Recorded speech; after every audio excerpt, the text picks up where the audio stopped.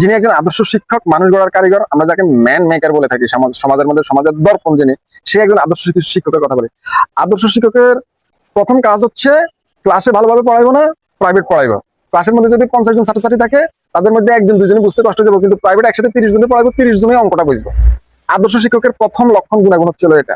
আদর্শ শিক্ষকের গুণাগুণ হচ্ছে আদর্শ শিক্ষক ছাত্রদের কাছ থেকে জরিমানার টাকা নিব, নিয়ে এটা পকেটে ঢুকাইবো, কিন্তু ছাত্রদেরকে যেভাবে এই জরিমানার বদৌলতে যেটা করার দরকার, সঠিক শিক্ষা দেওয়ার দরকার, সেটা করবো না। একজন আদর্শ শিক্ষকের গুণাগুণ হচ্ছে আপনার এসএসসি পরীক্ষার সময় ফর্ম ফিল আপ যদি সরকারি ভাবে নির্ধারিত হয় 2500 টাকা, সেখানে রাখবো হচ্ছে 5000 টাকা, 7000 টাকা, 10,000 টাকা। এটা হচ্ছে একজন আদর্শ শিক্ষকের গুণাগুণ। একজন আদর্শ শিক্ষকের গুণাগুণ হচ্ছে আপনার গার্ডিয়ানের নাম্বার, মোবাইল নাম্বার স্কুলে থাকা সত্ত্বেও আপনার সন্তানকে স্কুলে রাখে অপমান করা। গার্ডিয়ানকে ফোন দিবে না, ইয়ে করেন, শাসন করেন, সমস্যা না, কিন্তু অপমান তো করতে পারেন না। যাই হোক, এটা হচ্ছে আদর্শ শিক্ষকের গুণাগুণ। একজন আদর্শ শিক্ষকের গুণাগুণ কি জানেন? আরো বড় গুণাগুণ হচ্ছে একজন আদর্শ শিক্ষক ক্লাসের মধ্যে তার ছাত্রীদের চরিত্র নিয়ে কথা বলে, ছাত্রীদের সাথে অসৌজন্যমূলক অশোভন আচরণ করে।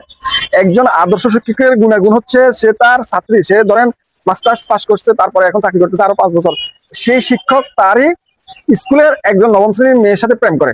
একজন আদর্শ শিক্ষকের বৈশিষ্ট্য হচ্ছে সে তার ছাত্রীকে বিয়ে করা। একজন আদর্শ শিক্ষকের বৈশিষ্ট্য হচ্ছে সে তার ছাত্রীদের স্বাধীনতা নিয়ে কথা বলা। এই হচ্ছে আদর্শ শিক্ষকের বৈশিষ্ট্য। একজন আদর্শ শিক্ষকের বৈশিষ্ট্য হচ্ছে সারা জীবন এই যে শিক্ষকতা করতেছে, শিক্ষকতার ভিতর দিয়ে সে হঠাৎ করে দেখা গেছে এমন একটা কাজ করি যেটার জন্য আপনি সমাজের মধ্যে মুখ দেখাতে পারবেন না। ছাত্রছাত্রীরা এরকম বড় করে না, আমি এটা মুখ দিয়ে বলতে পারতেছি না। আমাকে যারা চিনেন, আমি কি বলতে চাইতেছি, যারা বুঝেন তারা বুঝে নেবেন। আদর্শ শিক্ষকের বহু গুণাগুণ আছে এরকম ভাই। একজন আদর্শ শিক্ষক কি করে জানেন? একজন আদর্শ শিক্ষক তার কাছে ছাত্রছাত্রীরা প্রাইভেট না পড়লে তাদেরকে ক্লাস পরীক্ষা, স্কুল পরীক্ষার নাম্বার কম দেওয়া। আদর্শ শিক্ষকের বৈশিষ্ট্য আর কি আমি বলতেছি। অনেক বৈশিষ্ট্য আছে আদর্শ শিক্ষকের, আমার এখন সবগুলো মনে আসতেছে না। তারপরে একজন আদর্শ শিক্ষকের বৈশিষ্ট্য হচ্ছে একজন ছাত্রছাত্রী যখন ক্লাসে দেরি করে যায়, বাড়ির কাজ করে, তখন তাকে ভালোভাবে ক্লাসের সবার সামনে ধারণা করে নেওয়া যে সে প্রাইভেট পড়ে আসছে, অপমান করা। আদর্শ শিক্ষকের বৈশিষ্ট্য। আমি চ্যালেঞ্জ করলাম, আমার সাথে কেউ চ্যালেঞ্জে যাবেন না। আপনি আপনার পাড়া, আপনার এলাকায়, আপনি যেখান থেকে আপনি দেখতেছেন, প্রত্যেকের এলাকায়, প্রত্যেকের গ্রামে, প্রত্যেকের স্কুলের মধ্যে এরকম আদর্শ শিক্ষক আছে, ঠিক আছে? 2-1 জন ভালো মানুষ ছাড়া।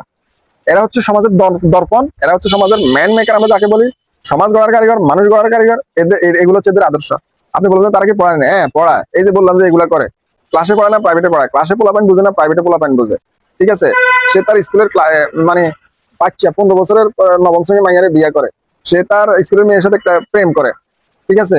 সে আদর্শ শিক্ষকের বৈশিষ্ট্য আরো বহুত কিছু বৈশিষ্ট্য আছে। হঠাৎ করে দেখা গেছে ক্লাসের মাঝখান দিয়ে আপনার দেখা গেছে পরীক্ষা হয় 3 মাস পরে, 4 মাস পরে, এর মাঝখানে মডেল টেস্ট 2টা নিব, মডেল টেস্ট 2টা নিয়ে কাড়ি টাকা নিয়ে নিব, ঠিক আছে? মানে এটা পড়াবো না।